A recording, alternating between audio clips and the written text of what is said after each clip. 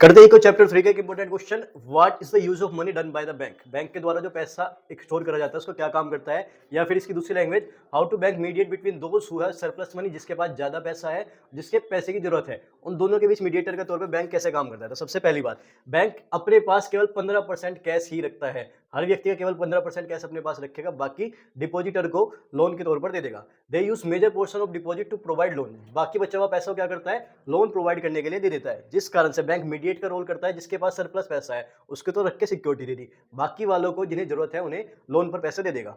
Bank charge a higher interest. अब बात करें बैंक कमाएगा कैसे, तो बैंक चार्ज करता है higher interest rate on loan what they offer on deposit.